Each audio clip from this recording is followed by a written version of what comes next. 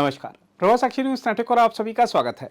राष्ट्रीय अनुसूचित जनजाति आयोग का 22वां स्थापना दिवस समारोह आज नई दिल्ली के विज्ञान भवन में मनाया गया। हम आपको बता दें कि समारोह में केंद्रीय जनजातीय कार्य मंत्री जुएल ओराम मुख्य अतिथि के रूप में शामिल हुए। अपने संबोधन में उन्होंने राष्ट्रीय अनुसूचित जनजाति आयोग के द्वारा की जा रही सक्रिय गतिविधियों की प्रशंसा करते हुए कहा कि संविधान द्वारा प्रदत्त शक्तियों का प्रयोग करते हुए आयोग ने वन अधिकार कानून के क्रियान्वयन और अनुश्रवण की दिशा में महती भूमिका निभाई है। उन्होंने कहा कि उनका मंत्रालय आयोग के साथ मिलकर अनुसूचित जनजाति समाज के बेहतर सम्मानपूर्ण जीवन जीने, सामाजिक न्याय और सर्वांगीण विकास के लिए साथ मिलकर लगातार कार्य करता रहेगा। अपने संबोधन में उन्होंने केंद्र सरकार के स्तर से अनुसूचित जनजाति समाज के लिए की जा रही विशिष्ट पहलों की भी चर्चा की और कहा कि उनका मंत्रालय अनुसूचित जनजाति वर्गों की शिक्षा के लिए एकलव्य मॉडल स्कूल, प्री और पोस्ट मैट्रिक छात्रवृत्ति, नेशनल ओवरसीज छात्रवृत्ति जैसी विशिष्ट पहलें कर रहा है।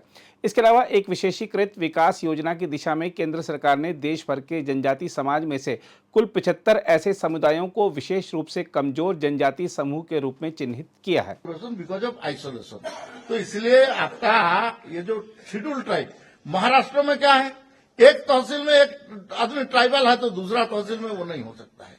तो ये आपका 342 भारत सरकार 342 में एक कम्युनिटी बा एक समूह कम्युनिटी को वो ट्राइबल बना सकता है। उसका 5 क्राइटेरिया है। आप वो उनका डिस्ट्रिक्ट कल्चर होगा, एक उनका एजुकेशन स्तर बाकी लोगों से कम होगा, सोशल स्टेटस उनका कम होगा एवं आपका इकोनॉमिक कंडीशन कम होगा, एजुकेशन कम होगा। ये 4-5 क्राइटेरिया है। इसके कारण उसमें एक ज्योग्राफिकल आइसोलेशन भी है। तो इसलिए हम कहीं का बनाते हैं। हम यहाँ SC/ST है, लेकिन अंडमान जाइए तो उसमें नहीं है। एक अंडमान गया था तो मेरे को बोला कि ये लोग बाहर का आदमी है, तो मैं बोला कि कैसे बाहर का है भाई, ये इंडिया है, इंडिया का आदमी हम लोग हैं। अब तुम्हारा एयरपोर्ट नहीं बन रहा था तो हमारा बाप दादा आया बनाया, अभी तुम्हारा एयरपोर्ट बन गया, सब रोड रास्ता बन गया, तो तुम बाहर का बोल रहे हैं। ऐसे आसाम में कुछ कुछ लोग कभी कभी बोल देते हैं ये तो टी ट्राइब है। हाँ ठीक है, टी ट्राइब बोलो, उड़ा मुड़ा खाड़िया उसमें ST नहीं है। वो लोग डिमांड कर रहे हैं कि हमको ST स्टेटस दिया जाए। हाँ हम लोग SC/ST है, वहां लेकिन नहीं है क्योंकि आपका एरिया रेस्ट्रिक्शन है। तो इसलिए आपका 342 में शेड्यूल ट्राइब एक आइटम है। हमको किसको किसको शेड्यूल ट्राइब बनाना है, ये एक है। दूसरा है शेड्यूल एरिया को हमको नोटिफाई करना पड़ेगा। शेड्यूल एरिया का एडमिनिस्ट्रेशन का स्पेशल पावर है गवर्नर का, तो इसके बारे में आपको नोटिफिकेशन करना पड़ेगा। कौन सा एक जिला पूरा भी हो सकता है, एक तहसील भी हो सकता है, एक छोटा एरिया भी होता है, तो उसको ITDA बोलते हैं हम लोग, इंटीग्रेटेड ट्राइबल डेवलपमेंट एजेंसी और प्रोजेक्ट, ITDA ITDP। एक और एक उसमें से है MADA MADA माडा मॉडिफाइड एरिया डेवलपमेंट एजेंसी। तीसरा है आपका क्लस्टर एंड माइक्रो प्रोजेक्ट। ये सब एरिया को आपको नोटिफाई करना पड़ेगा, भारत सरकार का अधिकार है, बाकी किसी का नहीं है। आप इसको जो जो मानते हैं उसको इसको समझना चाहिए। ट्राइबल शेड्यूल एरिया, उसके बाद 5th शेड्यूल 6th शेड्यूल है, ये अलग अलग है। 5th शेड्यूल का एडमिनिस्ट्रेशन अलग है, 6th शेड्यूल का अलग है। फिर national commission for schedule tribe है, ट्राइफेड है, नेशनल ST फाइनेंस कॉर्पोरेशन है। अभी तो एजुकेशन सोसाइटी में नरेंद्र मोदी जी को जब दोबारा मैंने मंत्री बना तो जाके साउथ ब्लॉक में एज ए कॉट्सिकल मंत्री के नाते सर आदेश क्या है, आप प्रधानमंत्री हैं, मैं मंत्री हूं, आपका ट्राइबल के बारे में कोई विशेष आदेश है तो आप बताइए। इसके लिए मैं गया था तो वो बोले कि तुम बोलो जुएल। मेरे को तो जुएल बोलते हैं, मैंने बहुत आग्रह से, बहुत पुराना परिचय है। जब वो जनरल सेक्रेटरी थे पार्टी का, उस समय से मैं पार्टी में 1989 में बोल रहा हूँ। 89 में हमारा 2 ही MP थे। उस समय का 11 अशोका रोड में मैं जाना आना, और रात में मैं ट्रांसफर के लिए आया था तो 7 दिन 8 दिन मैंने 11 अशोका रोड में मैंने सोया था। तो उस समय में बाकी लोगों को मिलता था तो वो बोलते थे तुम बोलो कि जनजाति में कौन काम को, एक काम तुम बोलो किस काम को हम करने से उनका सबसे ज्यादा बेनिफिट होगा, इसके बारे में तुम क्या बोलना चाहिए। एक डिमांड नंबर 1 किसमें रखोगे। मैं बोला सर एजुकेशन चाहिए, बस ट्रैवल को एजुकेशन दे दो सर, बाकी तो कोई ये नहीं। उसका आंख और कान खोल गया तो वो फिर आप परिश्रम कर सकता है और आगे बढ़ सकता है। तो बोले कि ठीक, मैं भी यही सोच रहा था, बोले प्रधानमंत्री जी। और उसके बाद वो वहीं से अरुण जेटली को बोले कि हम लोग को एकलव्य मॉडल रेसिडेंशियल स्कूल को बढ़ाना है, जो कि अटल जी का समय से शुरू हुआ था। क्वालिटी एजुकेशन देना है। और उसके बाद 25,000 करोड़ एक ही बार उसमें से घोषणा हुआ। आप ये किसका है? आज अरुण जेटली नहीं है, फाइनेंस मिनिस्टर अरुण जेटली का बजट स्पीच पढ़ लीजिए आप, उसमें से आपका 25,000 crore Eklavya model residential school बनाएंगे, इसके बारे में हुआ।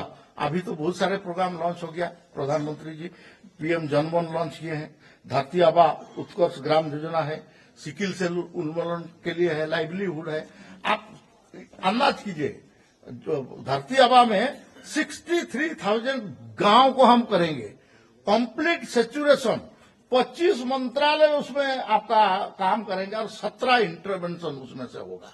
तो ये सब नहीं, 17 मंत्रालय, 25 इंटरवेंशन होगा।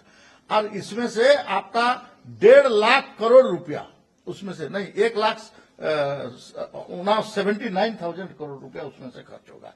मंत्रालय का बजट अलग है और उसके साथ पीएम जनमन का बजट अलग है, स्पेशल ये करके हिसाब से। तो आज पैसा का कमी नहीं है, आज पैसा का कमी नहीं है हम लोग के पास ट्राइबल डेवलपमेंट के लिए। खाली पैसा ही नहीं मिल रहा है, पैसा तो मिलेगा सर, भारत सरकार में तो ये करेगा, लेकिन हमको एक सम्मान मिला है, सबसे बड़ा है हमको मान मिला है, सम्मान मिला है। द्रौपदी मुर्मू राष्ट्रपति, जुएल ओराम ट्राइबल मिनिस्टर, हमारा 4-5 कैबिनेट मिनिस्टर और बाकी मिनिस्टरों के मंत्रिमंडल में कोई भी इतना हमने देखा नहीं है। तो ये चीज को हमको एहसास करना है और कमीशन इसको एहसास करवाना आपका काम है, आप लोगों का भी काम है, मेरा भी काम है। मैं मंत्रालय का, आप बजट का कोई कमी नहीं रहेगा, मैं बता देता हूं।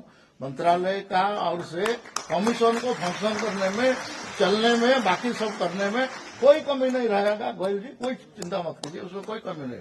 आप बजट उसको लेके आइए, जो आदेश होगा, प्रधानमंत्री नरेंद्र मोदी जी है और स्पेशली जनजाति के लिए बहुत माने ये है, तो इसलिए हम इसको करेंगे और आगे बढ़ेंगे।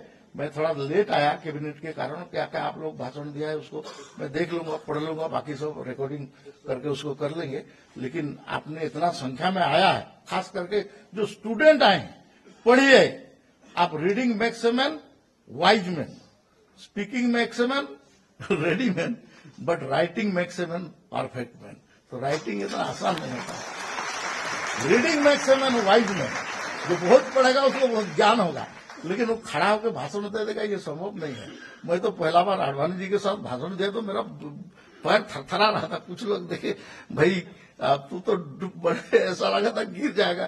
तो बोला क्या करें, आडवाणी जी जैसे बड़ा, उस समय में उनके साइड में खड़ा होकर राउरकेला में 1 लाख का भीड़ ये करके मैं भाषण दे रहा था, राउरकेला स्टील प्लांट का फील्ड में, वो फेमस बिरसा मैदान में। तो हम डरेंगे क्या? हम तो 10,000 भी लोग नहीं देखे थे, 1,000 लोग खड़ा है और आडवाणी जी खड़ा।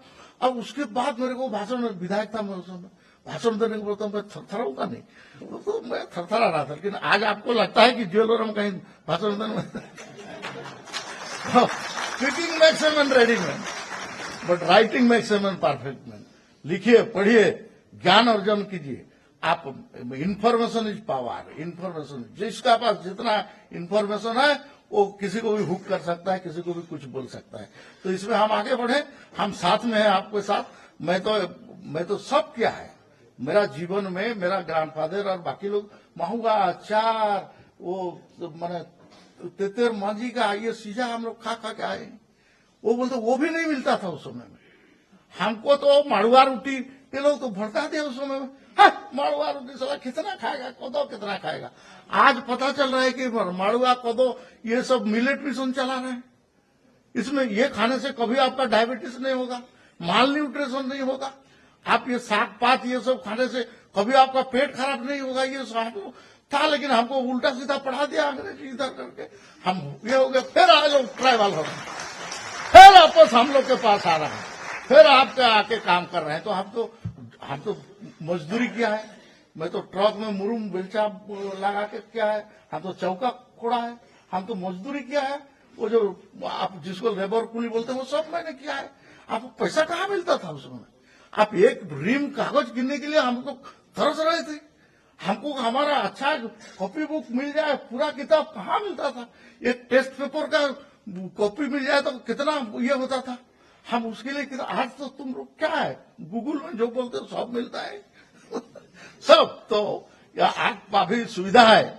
हम लोग बहुत तकलीफ, उससे हमारा पूर्वज ने और भी बहुत तकलीफ किया, लेकिन हम यहाँ तक पहुंचे हैं। विज्ञान भवन तो है ना, आज तो विज्ञान भवन खड़ा है ना, तो इसलिए हम इसको एहसास करना चाहिए। हम जनजाति आज पीछे नहीं है, हम आज यहाँ तक पहुंच चुके हैं। दिल्ली में हमारा पांव जमा चुके हैं और हम बड़ा बड़ा फोरम में भी जा रहे हैं, मंत्रालय तो इसलिए तैयार है। आप कमीशन भी तैयार करके आगे चलिए। बस इसी शब्दों के साथ बहुत बहुत धन्यवाद। वंदे मातरम, भारत माता की जय। हम आपको बता दें कि स्थापना दिवस कार्यक्रम की अध्यक्षता राष्ट्रीय अनुसूचित जनजाति आयोग के अध्यक्ष अंतर सिंह आर्य ने की। अपने अध्यक्षीय संबोधन में उन्होंने आयोग के विषय में विस्तार से चर्चा करते हुए कहा कि पदभार ग्रहण करने के बाद से वर्तमान आयोग लगातार देश भर के अनुसूचित जनजाति समुदायों के बीच भ्रमण कर रहा है। आयोग अपने कार्यों का सफलतापूर्वक निर्वहन करते हुए 100 दिवस की कार्य योजना बनाकर देश के विभिन्न राज्यों, जिलों, सार्वजनिक उपक्रमों की समीक्षा भी कर रहा है। उन्होंने आयोग द्वारा किए गए कार्यों और उपलब्धियों पर प्रकाश डाला तथा कहा कि अनुसूचित जनजातियों के अधिकारों की रक्षा और उनके विकास के लिए आयोग लगातार प्रयासरत है। इस कार्यक्रम के दौरान आयोग के सदस्य निरुपम चाकमा, डॉक्टर आशा लाकड़ा, जाटोतू हुसैन ने भी आयोग में अपने अनुभव साझा किए और अपने विचार प्रकट किए। इस अवसर पर राष्ट्रीय पिछड़ा वर्ग आयोग के अध्यक्ष हंसराज गंगाराम अहिर, राष्ट्रीय अनुसूचित जाति आयोग के सदस्य वड़ेपल्ली रामचंद्र सहित अन्य राष्ट्रीय आयोगों के अध्यक्ष, सदस्य, सचिव सहित अनुसूचित जनजाति समुदायों के प्रतिनिधिगण, विश्वविद्यालयों के विद्यार्थी आदि उपस्थित रहे। कार्यक्रम के अंत में आयोग के संयुक्त सचिव अमित निर्मल ने धन्यवाद ज्ञापित किया। उद्घाटन सत्र के पश्चात जनजातीय समुदायों की प्रगति, विकास, कौशल, उद्यमिता आधारित विभिन्न सत्र भी आयोजित किए गए, जिनमें राष्ट्रीय कौशल विकास निगम के विशेषज्ञों, दिल्ली विश्वविद्यालय के शिक्षाविदों और नीति निर्माताओं ने अपने विचार साझा किए। अगर आप भी लेना चाहते हैं देश दुनिया की तमाम जानकारी तो आज ही सब्सक्राइब करें हमारे चैनल को। साथ ही नीचे दिए बेल आइकन को जरूर दबाएं ताकि हर अपडेट आप तक पहुंच सके।